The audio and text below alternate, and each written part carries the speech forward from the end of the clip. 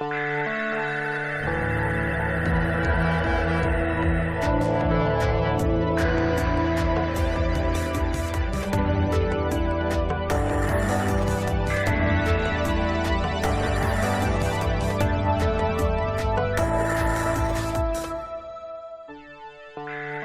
Arzuirigoyen fue presidente de la República de Guatemala desde 1996 hasta el 2000. En diciembre de 1996, gracias a su mediación, se firman los acuerdos de paz en Guatemala con la Unidad Revolucionaria Nacional Guatemalteca, acuerdos que se venían negociando desde 1988. Ha sido electo alcalde 4 veces en la ciudad de Guatemala.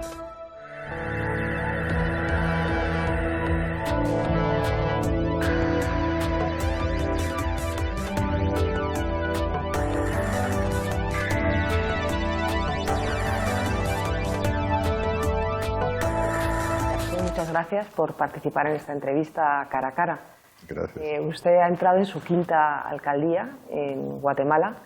A grandes rasgos, ¿qué retos ve usted cuando termine su 5ª alcaldía? Bueno, una ciudad ya como Guatemala, que es el centro nervioso de la actividad económica de todo el país, porque aquí se producen las 2/3 partes del Producto Interno. Aquí está establecido el 80% de la industria, el 70% del comercio. O sea, si de París se decía que era Francia, la ciudad de Guatemala es el eje económico fundamental, cuya actividad económica, aquí se pagan el 90% de los impuestos que se tributan en todo el territorio nacional. Entonces, la presión es enorme, las carencias son muchísimas y va a ser difícil que algún día lleguen a ser satisfechas, porque es un tornillo sin fin. Se solucionan ciertos problemas, pero atrás vienen otra cantidad enorme de anhelos, de limitaciones, de problemas. Allá mismo afuera, en estos momentos, hay muchísima gente pidiendo de todo a cambio de nada. La ciudad de Guatemala tiene pues 1,5 millones aproximadamente de personas que viven, que duermen aquí en la ciudad, pero ingresa diariamente otro 1 millón. Que no paga 1 centavo de impuestos en la ciudad, pero exige agua, transporte, calles, áreas verdes, mercados, bueno, en fin, todos los servicios sin pagar 1 solo centavo en la ciudad de Guatemala. Y entonces eso vuelve un gran desafío, y yo diría casi que interminable.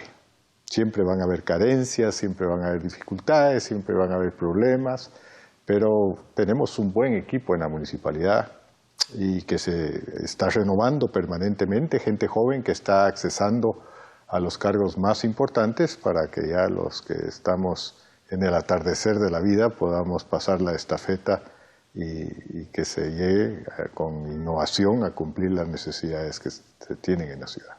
¿El Transmetro ha sido una buena solución como transporte? Sí, no es una idea nuestra. Esto creo que empezó en Curitiba, Brasil. De ahí pasó, creo que a Quito, Ecuador, de ahí Bogotá, Colombia, con el Transmilenio, claro, en una forma de mayor inversión, autobuses nuevos y bueno, y nosotros, que lo hacemos ya más tropicalizado, empezamos reconvirtiendo buses que teníamos, pero hemos tratado de que sí se mantenga un nivel alto de calidad y prácticamente gratuito, porque cuesta 12 centavos de dólar el pasaje, o sea, prácticamente es gratuito. Y el subsidio que da el Estado es para ese 1 millón de personas que ingresan diariamente del interior del país, de los municipios vecinos, de las ciudades dormitorios, a la ciudad de Guatemala. O sea, no es un subsidio a la municipalidad, sino que es a ese 1 millón de personas, y nunca alcanza, por supuesto, porque obviamente el desgaste de los autobuses, y en fin, todo lo que esto tiene, siempre es una necesidad sentida dentro de la población. Pero la solución sería subir el pasaje, pero no lo vamos a hacer porque obviamente el transporte público es sumamente explosivo. Si se toca, si se incrementa, aquí en Nueva York y en cualquier parte del mundo. Y entonces pues tenemos nosotros que estar ingeniándonos con mucha creatividad para que el servicio sea de primera o más o menos bueno, a un precio prácticamente regalado. Desde su página de Facebook usted habla de orden, la seguridad es un punto importante en su agenda. Bueno, es que todo es orden. Mucho se habla hoy día de la democracia, pero la democracia sin orden no es libertad. Y entonces la gente quiere hablar de democracia, quiere hablar de libertad, pero hay que hablar de orden también. Entonces, eso... Y el hecho como que la policía privada supere tanto a la Policía Nacional puede resultar un poco... Bueno, no creo que esto sea solo en la ciudad de Guatemala. Sí hay muchas policías privadas para cuidar comercios. Yo me acuerdo hace muchísimos años, usted no había nacido, en 1968, yo estuve en Hong Kong, y ahí había, enfrente de cada uno de los comercios, policías privados. Me acuerdo que no eran armados, sino con cerbatanas. A mí me impresionó muchísimo. O sea, la policía privada viene a llenar un requerimiento básico de seguridad, pero local, es decir, en los comercios, en las casas de habitación, quien lo pueda tener o lo quiera tener, en los edificios. Lo que no es permitido es que ejerzan su radio de acción en las áreas públicas. Porque puede ser un peligro tener armas que no están muy controladas, ¿no? Había un dato como 300.000 armas en Guatemala que no están controladas. Pues no sé quién fija ese dato, porque eso no es medible. Yo lo único que sé es que cuando nosotros firmamos la paz, la guerrilla entregó todo su armamento y este fue depositado a través de Naciones Unidas, con la fiscalización de Naciones Unidas, para ser destruido o ser canalizado a través de las fuerzas de seguridad. ¿Cuántas armas hay sin ningún registro en Guatemala, y menos en la ciudad de Guatemala? Yo creo que nadie está en capacidad de determinarlo. O sea, son cifras que se tiran al aire y que la gente y muchas veces la prensa las da por ciertas. Antes de hablar de paz, ahora vamos a hablar de su mediación. Pregunte usted lo que usted quiera. Yo quería preguntarle por el agua. El agua es una de las grandes limitaciones, porque aquí en Guatemala todavía se piensa que es un recurso gratuito, como el aire. El agua ya no lo es. Y además el agua hay que hacer una inversión en el agua para que sea verdaderamente pura. El agua de la ciudad de Guatemala está fiscalizada diariamente por laboratorios de la Universidad de San Carlos, y el agua que nosotros sacamos para el uso público en la ciudad de Guatemala es perfectamente utilizable, es bebible con toda tranquilidad, cosa que no se da en otras ciudades. Aquí sí, aquí nos hemos esmerado en ello. Recibimos 50% superficialmente, pero las fuentes de agua en la ciudad, en el perímetro de la ciudad de Guatemala, ya se terminaron, no existen. Y el 50% es a nivel de pozos, de extracción de pozos, que implica generación eléctrica y que por consiguiente eso aumenta el costo. Sin embargo, el precio no sube en la misma proporción. Estamos en problemas con el agua. Nosotros producimos alrededor de 4.2 metros cúbicos por segundo y lo vendemos relativamente barato todavía. Es decir, la gente no paga el costo. Ha subido la energía eléctrica, han subido los combustibles para utilizar el vehículo, pero el agua lo hemos mantenido porque reconocemos que es un recurso esencial y tenemos que buscar la forma para mantenerlo en niveles muy accesibles, pero obviamente cada vez pues tenemos más limitantes por el aumento de la población. Acuérdese que Guatemala tiene una tasa de natalidad que oscila entre 3.5 y 4%, contrario a España, por ejemplo, que tiene tasa de natalidad negativa, que tampoco es bueno, pero bueno, nosotros sí tenemos quizás el otro extremo. Esto hace que hay más consumidores año con año. ¿Y se plantea algún tipo de privatización en su gestión de algunos pozos? Pues siempre a mí me tienen como simbolizado como privatizador, ¿verdad? Es decir, privaticé la telefonía, privaticé los servicios de energía eléctrica y algunas otras cosas que ahora están funcionando bien, pero nunca lo van a reconocer, porque siempre van a decir que todo pasado fue mejor, igual que Santa Inés de la Cruz, era la que decía eso, que todo tiempo pasado fue mejor, y no es cierto. Por ejemplo, la telefonía, cuando yo entré al gobierno, habían 4 teléfonos por cada 100 habitantes, y ahora hay el doble de teléfonos que habitantes. Explíquese usted eso. Cuando nosotros entramos, un campesino en el altiplano, por ejemplo, tenía que caminar 1 o 2 días para llegar a un teléfono que generalmente es público, que generalmente estaba descompuesto. Y ahora está con el azadón en una mano y el teléfono celular en el otro. Tenemos las tarifas más baratas del mundo en telefonía. O sea, pues accesamos un servicio esencial a la gente que nunca hubiera soñado en tenerlo. O sea, ese fue el efecto de esa privatización. Entonces, obviamente, cuando yo vengo a la municipalidad me dicen, pero usted va a privatizar el agua también. Pues me encantaría, pero no se puede, ¿verdad? Es decir, por el momento no lo podemos hacer. Pues vamos a La Paz. Usted jugó un papel esencial, aunque hubo otras instancias. En este sentido, haber llegado a lograr que se firmaran los acuerdos de paz, ¿se ha sentido reconocido? ¿Cree que tendría que haber un día especial? No. En Guatemala la paz no merece un reconocimiento nacional. Yo creo que ha sido más reconocido internacionalmente que nacionalmente. Yo creo que hubo un poco de recelo por quién lo firmó, ¿verdad? Un canchito y nacido en cuna de oro, como dicen, que haya sido él el que firmó la paz, hirió las sensibilidades de algunos que se consideraban depositarios exclusivos de ese momento, pero que nunca lo lograron. Esa es la realidad. Cuando nosotros entramos al gobierno, la guerrilla, ellos mismos me lo manifestaron, ya habían terminado sus expectativas de poder firmar la paz. Y ellos claramente me lo decían. El comandante general Ricardo Ramírez, el comandante Morán, me dijo, mire, antes de que usted y yo platicáramos, nosotros ya habíamos dado por terminado cualquier posibilidad, porque fuimos muy engañados y que, en fin, no. O sea que, pero después de 7 horas y media que platicamos con los dos, en El Salvador, por cierto, ahí fue, él me llamó aparte y me dijo, mire, después de esta plática que usted y yo hemos tenido, porque probablemente usted y yo, si nos hubiéramos encontrado, nos hubiéramos agarrado a tiros, pero después de platicar estas 7 horas y media, me acuerdo, he llegado a la conclusión de que lo que nos separa o nos divide es perfectamente superable. Tipo muy sensato, buena persona, y me dio la mano. Me dijo, voy a firmar la paz con usted. Y ahí se firmó la paz. Todo lo demás ya fue parte de un mise-en-scène general, ¿verdad? En el que se firmaron acuerdos por aquí y por allá. Pero la paz se firmó ahí con un estrechón de manos. Él cumplió todo a partir de ese momento y yo cumplí todo a partir de ese momento.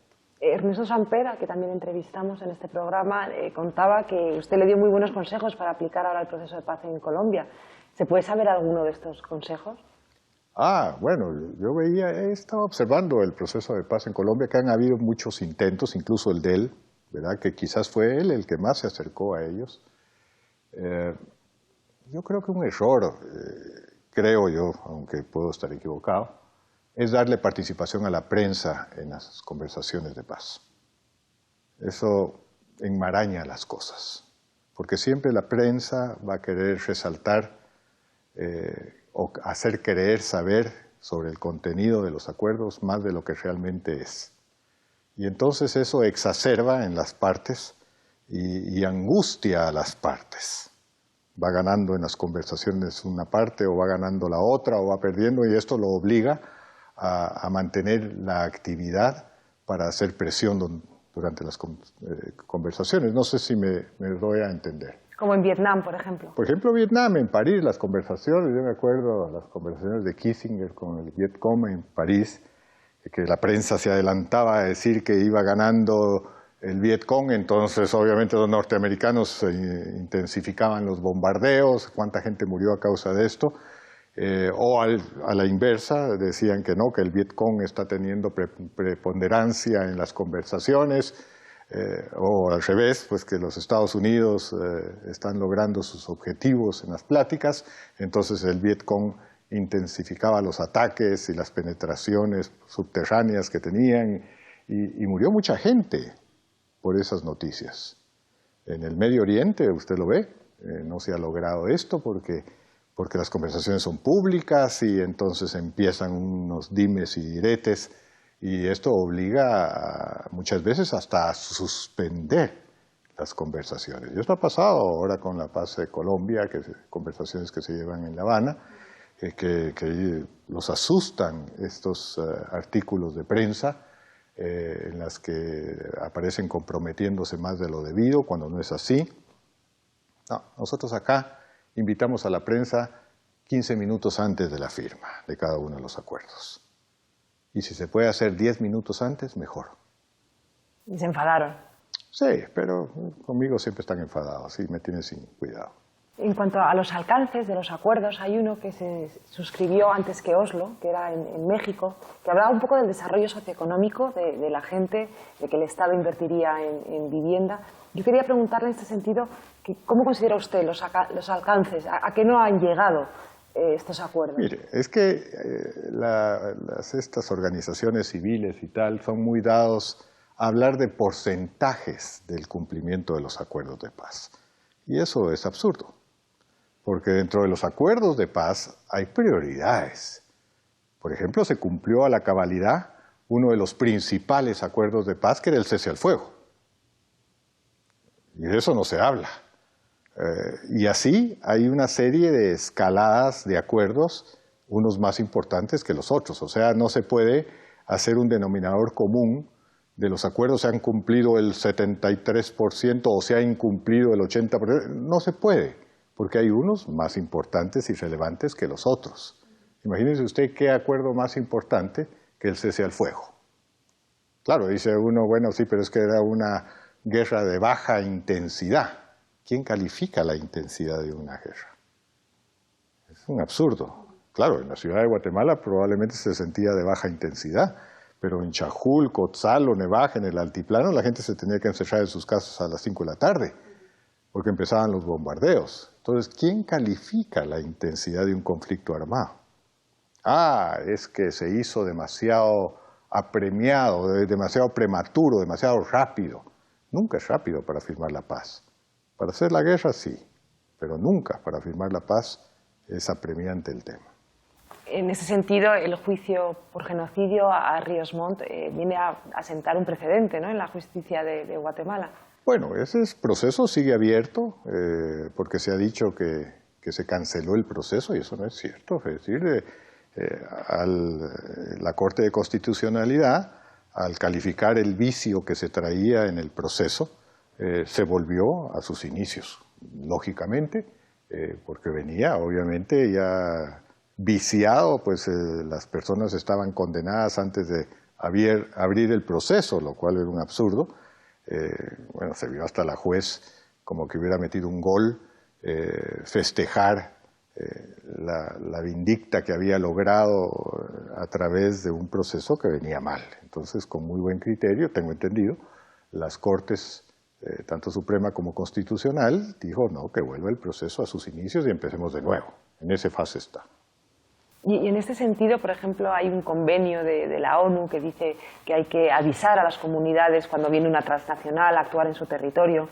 Muchas asociaciones campesinas pues se quejan que multinacionales pues invaden su territorio, extraen los recursos, les quitan el agua. En este sentido, ¿usted cómo cree que se puede? Bueno, este tema de la minería se ha vuelto una cosa muy sensible. Yo creo que se han ido al otro extremo. Ni muy, ni tan.